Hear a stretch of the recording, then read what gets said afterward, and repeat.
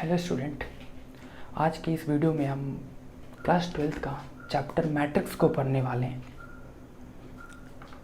Basically chapter matrix इसलिए important है क्योंकि जब स्टार्टिंग में लोगों ने जब चैप्टर मैट्रिक्स को स्टडी करना चालू किया था तो उन्होंने देखा था कि मैट्रिक्स के हेल्प से हम सिस्टम ऑफ लीनियर इक्वेशन को काफ़ी ईजिली सॉल्व कर पाते हैं। बेसिकली हम सिस्टम ऑफ लीनियर, जैसे कि ये देखिए एक सिस्टम ऑफ इक्वेशन है, पेयर ऑफ इक्वेशन बोल सकते हो, जो 10th में आपने पढ़ चुके हो, इसको बहुत ईजिली सॉल्व कर पाओगे। बट क्वेश्चन ये उठता है कि इस चीज़ को ईजिली सॉल्व करने के लिए आपको 3 ऑपरेशंस आने चाहिए जिन्हें हम कहते हैं एलिमेंट्री रो ऑपरेशन। और वो 3 ऑपरेशन क्या हैं कि हम किसी भी 2 रो को हम एक्सचेंज कर सकते हैं, किसी भी रो को हम एक कांस्टेंट नंबर से मल्टीप्लाई कर सकते हैं, कोई प्रॉब्लम नहीं होता।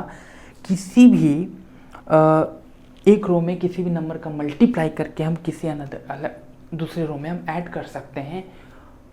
बट द क्वेश्चन इज कि जो हम ये कर रहे हैं क्या ये सच में वैलिड है, क्या ये सच में एग्जिस्ट करता है, या हम कर रहे हैं क्योंकि हमसे कहा गया है।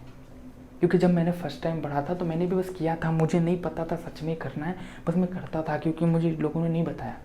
बट अगर मैं जानता हूँ तो मैं कोशिश है कि मैं आपसे शेयर करूँ, तो आज मैं यही करने वाला हूँ। सब देखिए, मैंने पहले ही बोल दिया कि मैट्रिक्स की स्टार्टिंग ही इसलिए हुई थी ताकि हम लीनियर इक्वेशन को सॉल्व कर सकें। तो क्यों ना हम इस चैप्टर की स्टार्टिंग ही उसी से करें जिसके लिए बनाया गया था।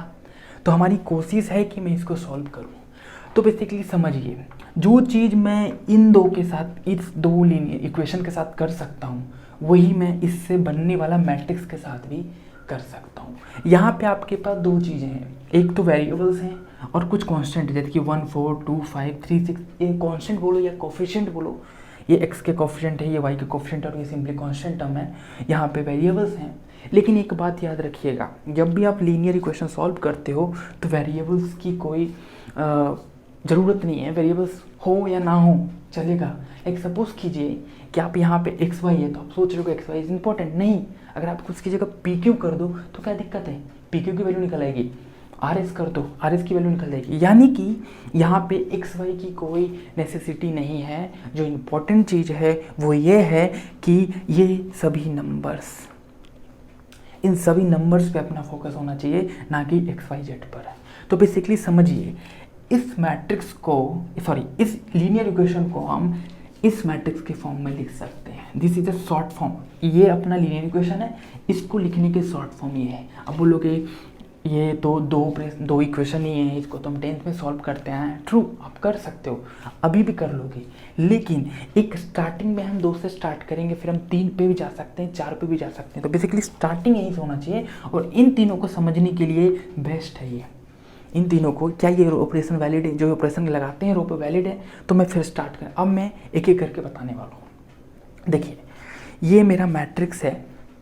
देखिए सपोज कीजिएगा, देखिएगा 1 2 3 ये आपको सामने दिख रहे हैं, 4 5 6 ये आपको सिंपली दिख रहे हैं। अगर मैं चाहूँ तो मैंने अभी बोला ना कि इसकी ज़रूरत नहीं है, एक्स वाई हो या ना हो चलेगा। तो बेसिकली आपको ये समझना है कि आपको ये सभी ये हैं। अब एक बात बताइए, सपोज कीजिए कि ये हमारा इक्वेशन 1 है और ये हमारा इक्वेशन 2 है। जरा समझिएगा, इक्वेशन 1 के जितने भी नंबर्स थे उससे मिलके बना है पहला कॉलम, पहला रो, और इक्वेशन 2 के जितने नंबर हैं उससे मिलके बना है दूसरा रो। यानी कि जो हम इक्वेशन 1 और इक्वेशन 2 के साथ कर सकते हैं वही हम मैट्रिक्स के साथ भी कर सकते हैं, because they are nothing but the row 1 is this equation without variables and row 2 is this equation without variables. तो बेसिकली मेरी कोशिश ये है कि मैं अब रिलेशन दिखाऊं। जरा सोचिएगा, पहले वाले ऑपरेशन को पढ़िए, एक्सचेंज एनी 2 रोज। क्या हम ये कर सकते हैं? तो आपके क्वेश्चन ये उठते हैं कि यहाँ करने से बेटर है यहाँ करके देखो। अगर यहाँ कर सकते हो तो वहाँ कर सकते हो। सपोज कीजिए इसमें सिस्टम 1 कहता हूँ। और एक और चीज़, आप इसे सिस्टम 1 कहते हो तो इस सिस्टम 1 में आपके लिए सबसे इंपॉर्टेंट चीज़ क्या है? सॉल्यूशन। क्योंकि सपोज कीजिए कि आप इसके साथ कुछ करने जा रहे हो, इसके साथ कुछ छेड़छाड़ करने जा रहे हो, कुछ चेंज करने जा रहे हो और इक्वेशन बदल जाए तो प्रॉब्लम नहीं होगा।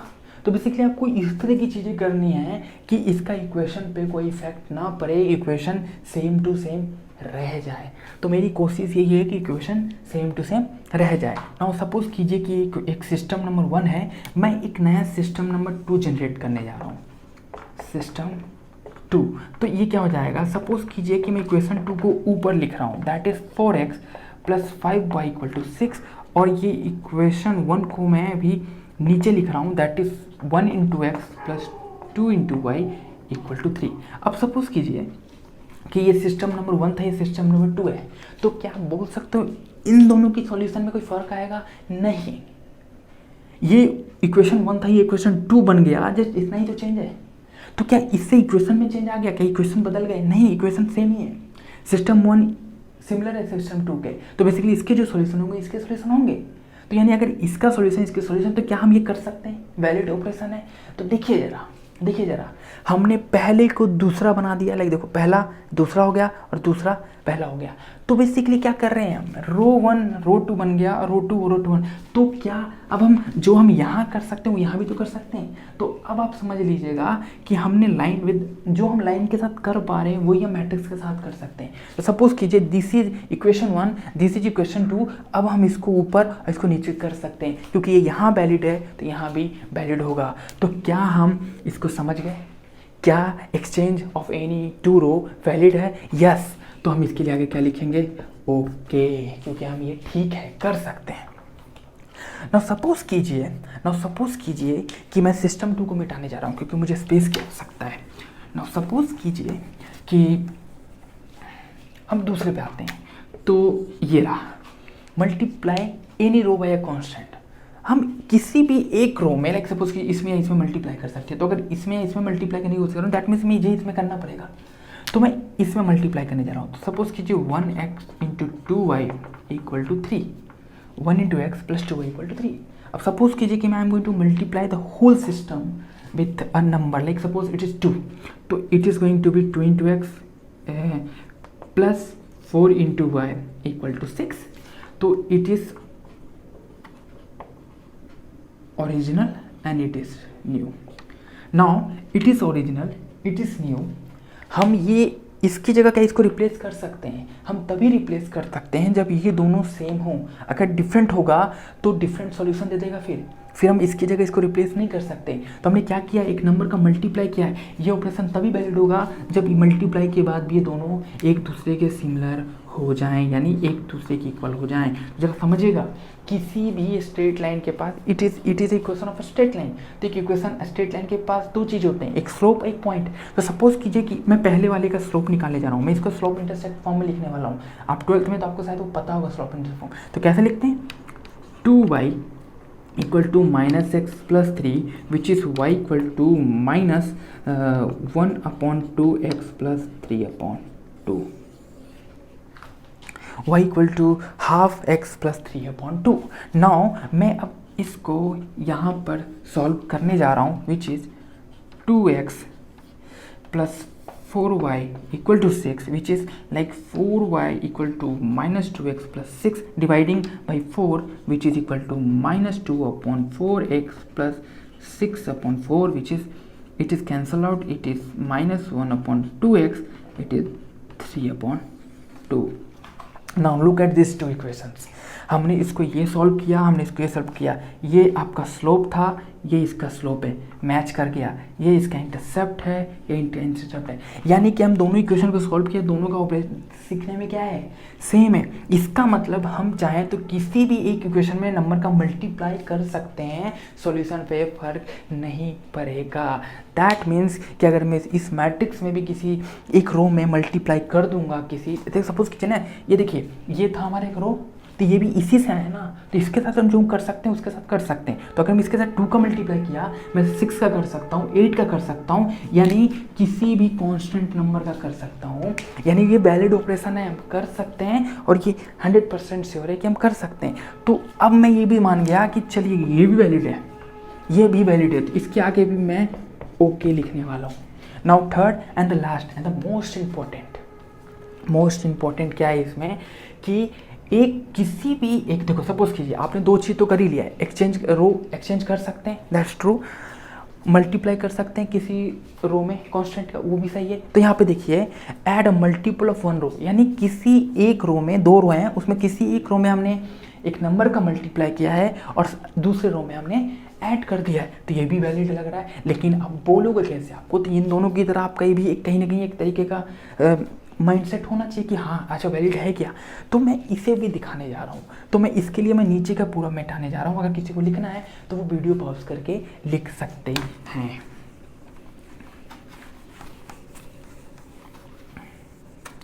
नाउ देखिए, अब हम adding a multiple of one row to another row, मैं एक रो का मल्टीपल दूसरे रो में ऐड करने जा रहा हूँ। सपोज कीजिए कि मैं दूसरे रो में किसी का मल्टीप्लाई करके पहले में ऐड करने जा रहा हूँ, तो ऐड कैसे करेंगे? लेफ्ट वाला लेफ्ट से हो जाएगा, राइट वाला राइट से हो जाएगा। तो समझिएगा जरा, तो क्या कर रहा हूँ, सपोज कीजिएगा मैं पहले दूसरे मल्टीप्लाई कर रहा हूँ, मैं सिंपली लिख रहा हूँ एक बार, तो 1 × x प्लस 2 × y = 3, ये फर्स्ट को मैंने सिंपली छोड़ दिया। सेकंड में मल्टीप्लाई करने जा रहा हूँ, 2 × 4x plus 2 × 5y = 2 × 6. It is true. Now add both of them. So basically what it become, I'm just going to add is थोड़ा different मैं ऐड करने वाला हूँ this, और देखिए यहाँ पे दोनों के पास कॉमन है, मैं बाहर लेने वाला हूँ। 4x प्लस 5y = हो जाएगा 3 + 2 × 6। नाउ क्वेश्चन ये उठता है कि मेरे पास सिस्टम 1 था, तो फिर मैंने इसको क्यों जनरेट किया? ये तो पहले दो इक्वेशन से भी हार्ड दिख रहा है, तो ये जनरेट करने का फ़ायदा क्या हुआ? हम ठीक है ये दोनों वैलिड था, बट थर्ड तो मुझे वैलिड ही नहीं लग रहा। हम इसे आसान करना चाह रहे थे, ये तो हार्ड हो गया। हम इसे अभी, मेरी बस कोशिश है आपको यही दिखाने की कि चीज़ें कैसी करनी है। नेक्स्ट टाइम जब मैं यूज़ करूँगा एक नंबर, वो काफ़ी चीज़ें आसान करने वाला है। तो 5 मिनट और ध्यान से देखिए, आपको बहुत चीज़ें समझ में आ रही है। ये रहा और 2 का मल्टीप्लाई दोनों से कॉमन लेके बाहर लिया, बाकी यहाँ रहा और 3 यहाँ रहा और ये 2 × 6 ये रहा। अब सपोज कीजिए मैं ऊपर थोड़ा सा मिटा रहा हूँ।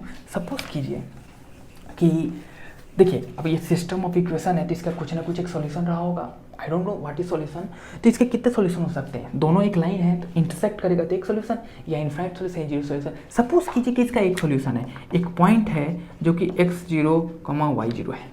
तो x0, y0 जो पॉइंट है वो पक्का है। अगर ये इन दोनों का सॉल्यूशन है, इस सिस्टम का सॉल्यूशन, दैट मीन दोनों को सेटिस्फाइड करेगा। तो दोनों को सेटिस्फाइड करने का मतलब रखने पे वेरीफाई कर देगा। तो मैं पहले में रख रहा हूँ, that is x0 plus 2 × y0 = 3, और सेकंड में रखने पे होगा लाइक इसको 2 को मैं बाहर ही ले लेता हूँ। It's like 4x0 plus 5y0 = 2 × 6। ना सपोज कीजिए this is equal to 3 and this whole equal to 2 × 6। Now suppose कीजिए तो हमने एक नया सिस्टम जनरेट किया है।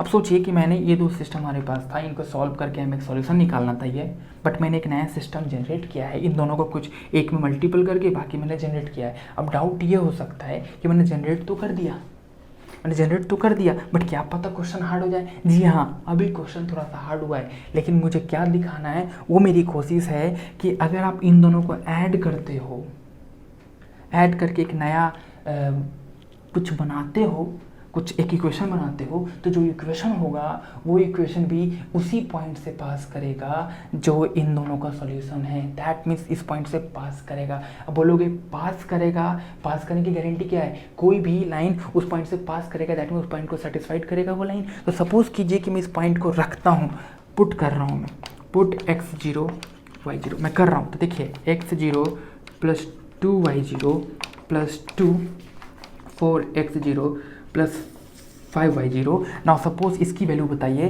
विच, देखिए यहाँ पे ये फर्स्ट मान लीजिए, इसको सेकंड मान लीजिए, इट इज़ इक्वल टू 3, और इसकी वैल्यू बताइए 2 × पूरे की, देखिए ये 2 × 6 विच इज़ इक्वल टू 3 प्लस 2 × 6।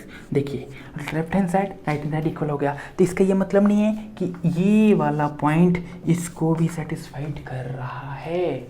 इसका मतलब कि अगर हम दो इक्वेशन को ऐड कर देते हैं किसी मल्टीपल से, तो जो नया इक्वेशन बनता है वो भी उस पॉइंट से पास करेगा। लेकिन ये करने से फ़ायदा क्या हुआ? तो अब मैं जो करने जा रहा हूँ वो तीनों ही ऑपरेशन को मैं फॉलो करने वाला हूँ, एक बार और रिवाइज करके बताने वाला हूँ।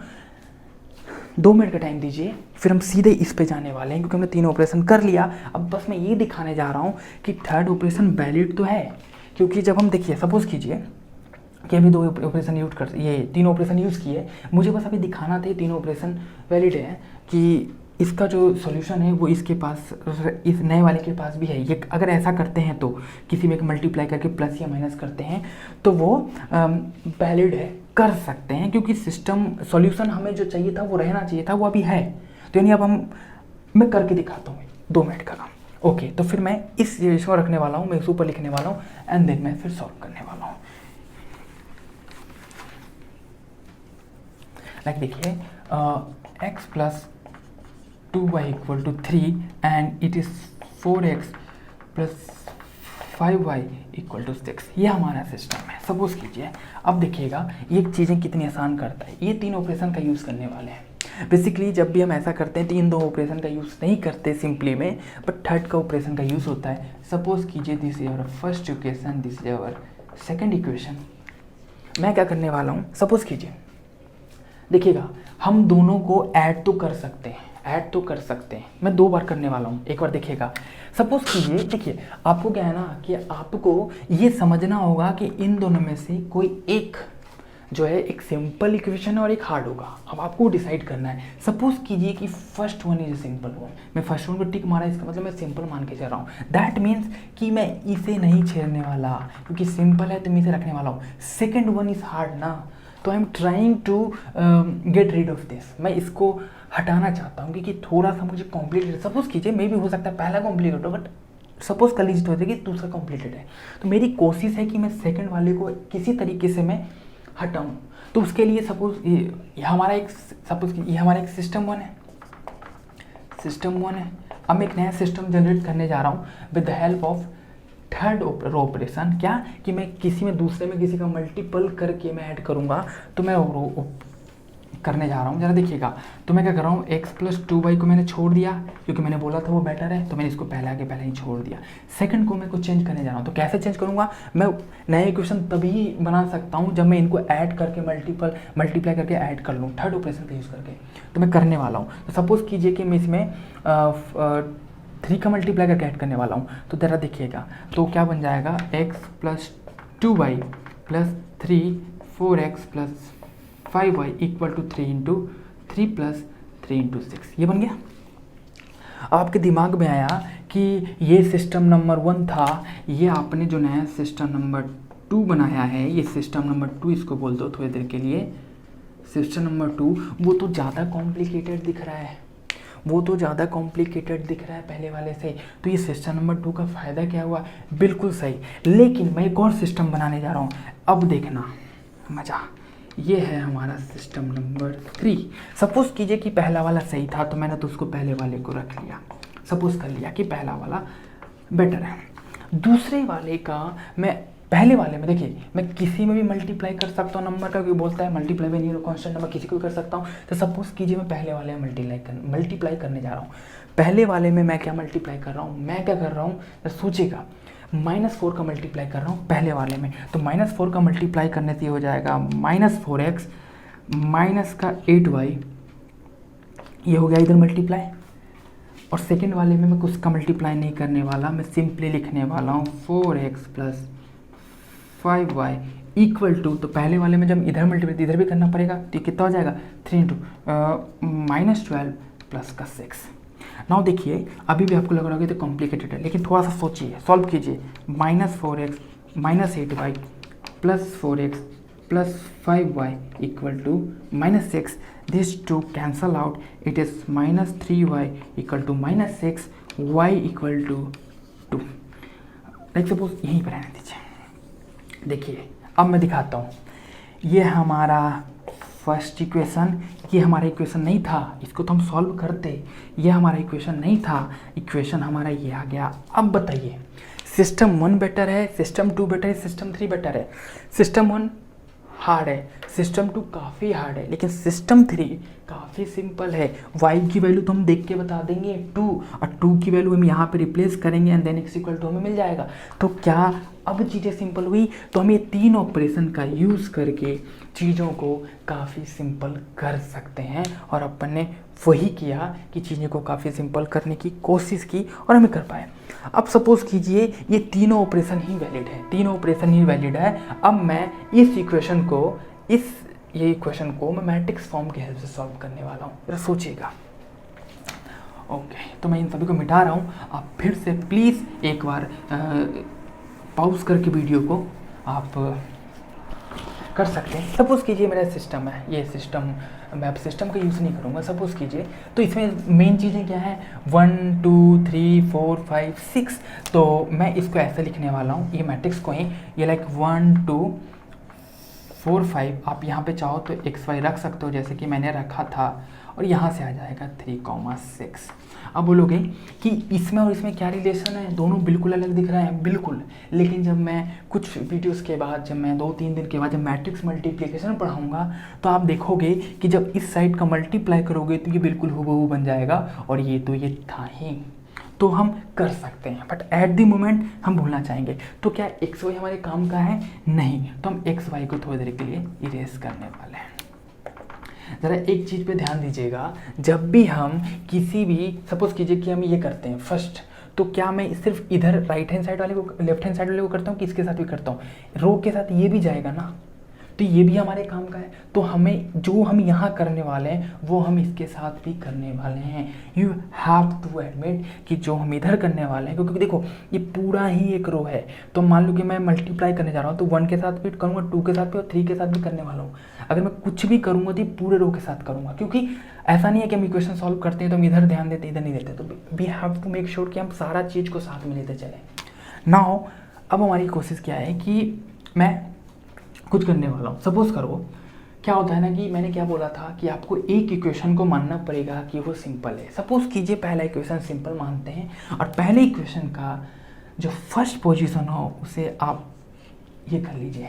पिवट का मतलब है आप इसे हम पिवट बोलते हैं इन लैंग्वेज, हम इसे पिवट बोलते हैं। पिवट का डेफिनेशन ये होता है कि हम इसे कुछ नहीं करने वाले, हम उसे सिंपली छोड़ने वाले हैं। अब नाउ देखो क्या है कि देखो हम क्या क्या कर सकते हैं, एक्सचेंज कर सकते हैं रोज़ का, बिल्कुल कर सकते हैं। किसी नंबर का मल्टीप्लाई कर सकते हैं, किसी में बिल्कुल कर सकते हैं, मल्टीप्लाई करके ऐड भी कर सकते हैं। नाउ कोशिश ये है कि देखो जिसको आपने पिवट माना ना, उसके नीचे जीरो बनाने की है, उसके नीचे जीरो बनाओ। तो सपोज कीजिए कि आप इसमें कितने नंबर का मल्टीप्लाई करके इसके साथ ऐड करेंगे, जीरो बन जाएगा। तो आप क्या करेंगे, -4 का मल्टीप्लाई करोगे तो -4 + 4 = 0। तो हम कोशिश करने जा रहे हैं, ओके। और जो हम इधर करेंगे हम इधर भी करेंगे। तो मैंने पहले वाले लाइन को, तो मैंने बोला ना कि पहले को मैंने सही माना, मतलब अच्छा क्वेश्चन है, तो मैं यहाँ भी पहले को सही माना है। तो हम पहले के साथ कुछ नहीं करने वाले, जो भी करने वाले हम सेकंड रो के साथ करने वाले। तो पहले को मैंने सिंपली छोड़ दिया। अब मैं क्या कर रहा हूँ, पहले मैं -4 का इंटू किया और मैं into add this to, it become 0। How, -4 + 4 = 0। हम ऐड कर सकते हैं मल्टीप्लाई करके, वही कर रहा हूँ। इसमें भी -4 का मल्टीप्लाई किया होगा, क्योंकि यहाँ किया तो यहाँ भी करना, पूरे रो में करोगे ना। तो -4 दैट इज -8, अब +5 दैट इज -3। यहाँ पे क्या करोगे, -3 का इंटू करोगे तो -4 ना, -4 दैट इज -12 + 6 दैट इज -6। अब बोलोगे कि इससे हम यहाँ पहुँच गए, फ़ायदा क्या हुआ? तो ज़रा देखिएगा। अब पहला वाला जो है किसका कोफिशिएंट होता है, x का, दूसरा वाला y का। तो पहला वाला किसका होगा, x का, दूसरा वाला y का। तो अब इसी की हेल्प से क्या हम वापस इक्वेशन जनरेट कर सकते हैं? जी हाँ, ये किसका इक्वेशन है, 1 × x, ये क्या होगा 2 × y = 3। दूसरे को कीजिए 0 × x -3 × y = -6। अब ज़रा देखिए, ये पहला इक्वेशन तो रह गया, दूसरा इक्वेशन देखिए कितना सिंपल बना है। यानी कि आपको पहले रो का पहले को पिवट मानना है, उसके जस्ट नीचे 0 बनाना है, एंड देन जैसे ही 0 बन जाए, देखो पहले इक्वेशन में कितने वेरिएबल बच गए, 2, यानी x y दोनों बाकी हैं। दूसरे में x चला गया, y बचा, और एक इक्वेशन एक वेरिएबल सॉल्व करना हमें बचपन से आता है। क्या करेंगे, -3y = -6, y = 2, यह हमें मिल गया। अब हम यूज़ करेंगे, एक स्टेटमेंट होता है बैक सब्स्टिट्यूशन, क्या होता है, बैक सब्स्टिट्यूशन। अब बैक सब्स्टिट्यूशन कुछ नहीं है, हम वापस इसको सब्स्टिट्यूट करने वाले हैं, किस में, इक्वेशन नंबर 1 में। तो जब हम करेंगे तो क्या हो जाएगा, 1 into x plus 2 into 2 equal to 3, that is x equal to -1। तो x और y हमें इसका सॉल्यूशन निकालना था और हमें सॉल्यूशन मिल गया है। मे बी 10% 15% आपको समझ में आओगा। मैं एक और क्वेश्चन लेने वाला हूँ, उससे आपको और बेटर समझ में आ जाएगा।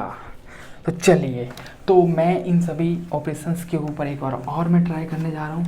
मैं इन सभी को अब मिटा दूंगा, ऑपरेशंस नहीं रखने वाला, क्योंकि आगे के क्वेश्चन काफ़ी अच्छे होने वाले हैं।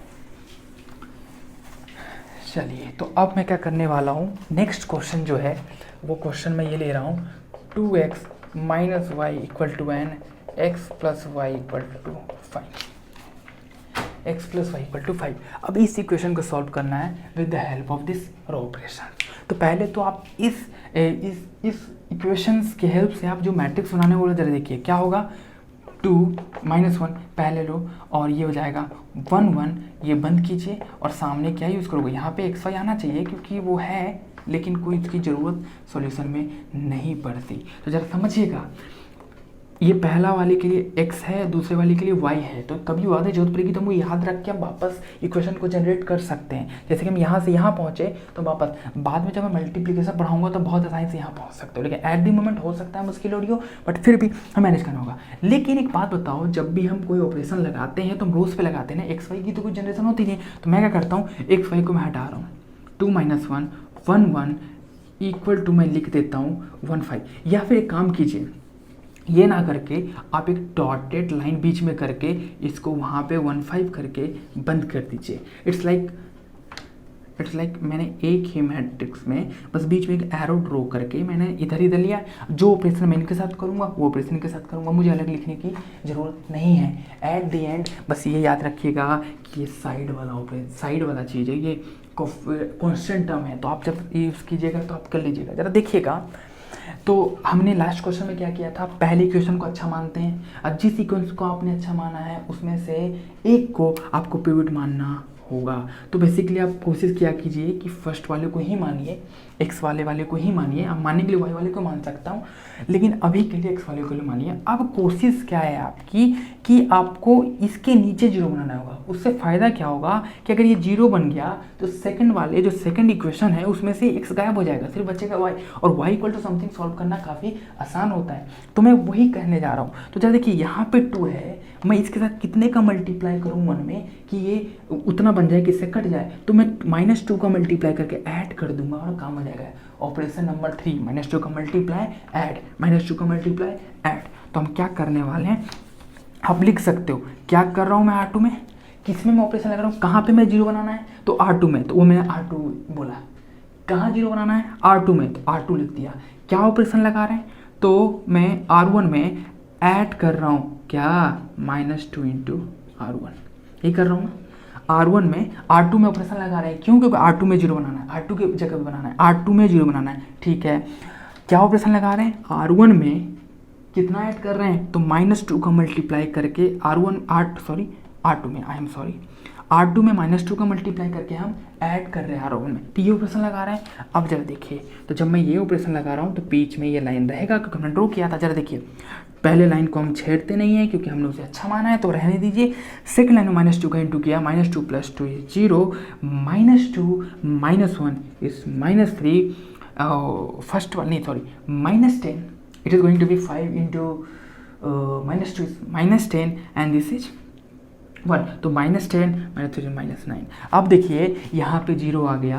अब जरा इससे आप जब इक्वेशन पूछोगे तो इक्वेशन क्या बताएगा, ये आपको 2 इक्वेशन दिया जाएगा, ये किसका कोफिशिएंट x का, ये किसका कोफिशिएंट y का, और इक्वल टू में उनके कहाँ सा, यही था ना, हो गया। इसका बताइए 0 into x -3 into y equal to -9। जरा इसको और अच्छे से लिखिए, ये है -3y equal to -9, y equal to 3। अब हम क्या यूज़ करेंगे, बैक सब्स्टिट्यूशन। इसको हम कहाँ रिप्लेस कर देंगे, फर्स्ट इक्वेशन में कर दीजिए, 2 into x -3 equal to 1, 2x equal to 4, x equal to 2। तो क्या आप लीनियर इक्वेशन को सॉल्व कर पा रहे हैं, टू इक्वेशन टू वेरिएबल्स के क्वेश्चन को शायद आप सॉल्व कर पा रहे होगे। अब मैं आखिरी क्वेश्चन आज के लिए ले रहा हूँ, जो कि है 3 इक्वेशन और 3 वेरिएबल का। तो जिसको भी डाउट हो वो इसे मिला वो क्वेश्चन आप करोगे 3 इक्वेशन 3 वेरिएबल, तो आपका कॉन्सेप्ट थोड़ा सा ज़्यादा बेटर क्लियर होगा, आपको ज़्यादा चीज़ें सोचने को मिलेगी। तो मैं ये मिटाने जा रहा हूँ, जिसको लिखना होगा वो पॉज करके मुझे बता सकते हैं, मैं लिख सकते हैं। I am sorry. Okay, now the third question is 2x plus y plus z equal to 5 and 4x minus 6y plus 0z equal to -2 and minus 2x plus 7y plus 2z equal to 9। अब जरा इस question को देखिए। हमारे पास 2x plus y plus z equal to 5 है, 4x minus 6y plus 0z equal to -2 है, -2 plus 7y plus 2z equal to 9 है। अब मैं इन तीनों इक्वेशन को मैट्रिक्स फॉर्म में लिखने वाला हूँ। तो मैट्रिक्स फॉर्म लिखने में क्या होगा कि यहाँ पे 2 1 1 4 -6 इसका कोफिशिएंट 0 है 0 -2 7 2, क्या सही है? ओके और यहाँ पे क्या आएगा, यहाँ पे 3 वेरिएबल हैं, तो पहले x, दूसरा y और तीसरा z, क्योंकि पहला लाइन किसके लिए, x के लिए, दूसरा y के लिए, तीसरा z के लिए, इक्वल टू में क्या आ जाएगा 5 - 2 9। जो ऑपरेशन जो भी चीज़ आप 2 + 2 में कर सकते हो, यानी 2 इक्वेशन 2 वेरिएबल वाले में, तो वो आप यहाँ भी कर सकते हो। छोटी सी कसम, इसकी तो कोई ज़रूरत है नहीं, तो हम इसको हटा के 2 1 1 4 -6 0 -2 7 2 डॉट डॉट डॉट डॉट बीच में 5 - 2 9 हम लिख सकते हैं। 5 - 2 9 हम लिख सकते हैं। मैंने क्या बोला था, जब भी आप इस तरह के क्वेश्चन करते हो, आपकी पहली कोशिश क्या होती है, आपको किसी एक इक्वेशन को, किसी एक रो को अच्छा मान के आपको रहना होता है। तो मान के चलिए मैं पहले वाले को अच्छा मान लेता हूँ, हमेशा पहले वाले को ही माना कीजिए। ज़्यादातर केसेस में ये पहला वाला अच्छा है, और इसको मैं उसके पहले वाले को मैं मान लेता हूँ पिवट्स। अब सपोज कीजिए यहाँ पे कितनी इक्वेशन है, 3 है। तो देखो पहले वाले में देखो, जब वहाँ होता था तो 2 इक्वेशन होता था, 2 इक्वेशन, तो पहले वाले में 2 छोड़ते थे, दूसरे में 1 छोड़ते थे। तो यहाँ पे आपकी कोशिश क्या होगी कि पहले में 2 छूट जाए, सॉरी पहले में 3 ही रह जाए, कोई दिक्कत नहीं है, दूसरे में 2 हो जाए और तीसरे में 1 हो जाए। उससे क्या होगा कि तीसरे वाले में सिर्फ एक वेरिएबल बचेगा, तो उसे सॉल्व करना बहुत आसान है। उसको जब वापस रिप्लेस करेंगे ऊपर वाले में तो 2 सॉल्व हो जाएगा, उन दोनों का पहले ऊपर रिप्लेस करेंगे तो बाकी सॉल्व हो जाएंगे, तो क्वेश्चन थोड़ा आसान हो जाएगा। तो मेरी कोशिश यही है कि अब मैं ये करने जा रहा हूँ, ठीक है। तो हम कैसे करेंगे ये हमें देखना होगा। मैं क्या करने वाला हूँ कि मैं इसको 0 बनाने की कोशिश कर रहा हूँ। अब 0 इसको बनाने के लिए क्या करना पड़ेगा, तो मैं किस में ऑपरेशन लगा रहा हूँ, R2 में। R2 में 0 बनाना है, तो यहाँ R2 में क्या ऑपरेशन लगा रहा हूँ कि मैं R2 में ऑपरेशन लगा रहा हूँ। क्या ऑपरेशन लगा रहा हूँ ये आपको डिसाइड करनी होगी अच्छे से। मैं R2 प्लस क्या कर रहा हूँ, -2 R1। देखिए 4 है, ये -4 4 0 हो जाएगा। हाँ तो जरा ऑपरेशन अब लगाते हैं और ज़रा ध्यान रखिएगा, ये -2, ये देखिए R1 -2 + 2, यहाँ पे 2 1 1 तो लिख दीजिए, पहले वाले को हम छेड़ेंगे नहीं, यहाँ पे 0 आ जाएगा। यहाँ -2 -6 -8 -2 -0, ये कितना हो जाएगा -10 -2 विच इज़ -12। अगला काम क्या करेंगे, यहीं पे जब आप कर रहे हो तो थर्ड रो तो कोशिश करो कि आप एक साथ दोनों को 0 बनाओ। तो आप 2 ऑपरेशन एक साथ लगा सकते हो। अब किस में लगाएंगे, R3 में। R3 का यहाँ 0 बनाना है, तभी तो देखो ये x गायब हो जाएगा। फिर अगली कोशिश कर लेंगे इसको गायब करने की, तो एक वेरिएबल बचेगा, एक इक्वेशन बचेगा, सॉल्व कर लेंगे। तो ये हो गई। अगला क्वेश्चन क्या है, अगला काम अपना ये है, इसको 0 बनाना है। तो इसके लिए आपको दिख रहा है कि किसी चीज़ का मल्टीप्लाई करने की जरूरत नहीं है, बेसिकली 2 और ये दोनों ऐड ऐसे ही हो रहे हैं। तो हम क्या कर रहे हैं, हम सिंपली R3 + R1 कर देंगे और यहीं पे लिख देंगे। नया बार बार लिखने की कोई आवश्यकता नहीं है, 2 ऑपरेशन एक साथ हम लगा रहे हैं, ठीक है। यहाँ पे बीच में एंड कर दीजिए। ओके हाँ, तो देखिए 2 + -2 0, 1 + 7 is 8, 1 + 3 is 3 and this is 14। तो कोई दिक्कत, तो देखिए पहले पिवट के नीचे दोनों 0 हो गए, यानी पहले में तीनों वेरिएबल बचा है x y z, लेकिन बाकी 2 में इसमें सिर्फ 2 और इसमें भी 2। अब किसी तरीके से आप कोशिश कर लीजिए कि देखिए पहला पिवट हो गया, पहले की 0 हो गया। आपको क्या करना है, अब इसको छेड़ोगे क्यों, इसको रहने दो। अब क्या करना है, आपको इसमें 0 बनाना है ना, इसमें। तो यानी अब अपने लिए काम का कौन हो गया, अपन सेकंड की हेल्प से फर्स्ट वाले को थर्ड वाले को जरूर बनाना है। तो हमें सेकंड में से पिवट मानना है, तो जस्ट पहला जो कि नॉन नेगेटिव है उसको पिवट मान लो। तो ये था, इसको मान लिया, इसके जस्ट नीचे वाले को जीरो बनाना है। कैसे बनाएंगे, तो हमारी कोशिश क्या है कि मैं कुछ ऑपरेशन लगाने वाला हूँ। अगर ऑपरेशन देखो ये 8 है, ये -8 है, तो बेसिकली दोनों को ऐड करने से ही काम चल जाएगा। तो मैं R3 में ऑपरेशन लगा रहा हूँ, R2 + R3, तो मेरा क्या होगा, डॉटेड रहने तो हाँ जरा देखिए, पहला लाइन में कोई दिक्कत नहीं, पहले में तो हम ऑपरेशन लगा ही नहीं रहे। दूसरे लाइन में भी कोई दिक्कत नहीं क्योंकि हमारा ऑपरेशन R3 में होने वाला है, तो R3 में जो चेंज आने वाला है आएगा ये -2 का -2, ये -12। थर्ड क्या है कि मैं क्या करने वाला हूँ, दोनों को ये दोनों R2 R3 को ऐड करने वाला हूँ। तो 0 + 0 is 0, minus plus is 0, 2 and 3 is 1 and which is 14। Now अगर मैं इसके हेल्प से इक्वेशन आपसे पूछूं, जैसे आप यहाँ से यहाँ पहुँचे तो आप ये पहुँच सकते हो, पहले में तीनों है यानी 2x + y + z = 5। दूसरे का क्या है, x है नहीं तो छोड़िए, -8y - 2z = -12। थर्ड में क्या है, सिर्फ z बचाना, तो z = कितना मिल गया, 14। देखिए क्वेश्चन कितना, कुछ ऑपरेशन कीजिए आपको z अपने आप मिल गया। अब z की वैल्यू वापस रिप्लेस कीजिए, इसकी वैल्यू देखिए, ये फर्स्ट इक्वेशन, ये सेकंड इक्वेशन बोला जाए तो ये थर्ड इक्वेशन है, बट वो इक्वेशन नहीं है, वो तो वैल्यू है। थर्ड का वैल्यू हम सेकंड में पुट करते हैं, put value of z = 14 in second. तो क्या होगा, z = 14 रखेंगे तो -8y माइनस का 14 × 2 दैट इज 28 = -12। उधर जाएगा तो -8 उधर जाके हो जाएगा -12 + 28 विच इज़ -8y = 16, तो y = -2। तो हमने देखिए हमें z मिल गया, y मिल गया। अब z और y की वैल्यू हम फर्स्ट में रखेंगे तो हमें x भी मिल जाएगा, क्योंकि उसमें 3 वेरिएबल है, तो 2 तो हमें मिल ही चुके हैं, तो तीसरा तो मैं उसको वहाँ करने वाला हूँ, जैसे कि 2x + y + z = 5, x and y is there, तो 2x कैसे छोड़ दीजिए, y इज -2 तो it is become -2 + z is what 14 = 5, तो it's like 2x that is this 2 become 12 that is 5, उधर जाएगा तो 2x = उधर जाके हो जाएगा -7, तो x = -7/2। तो हमने तीनों ही इक्वेशन को बेसिकली हमें इसका सॉल्यूशन मिल चुका है। तो मैंने क्या बोला था कि इससे थोड़ा सा चीज़ आसान होती है, मे भी आप शायद इससे भी सॉल्व कर पाओ। ग्राफिकली सॉल्व करना तो मुश्किल है क्योंकि प्लेन बनेगा और प्लेन को मुझे ड्रॉ करना नहीं आता।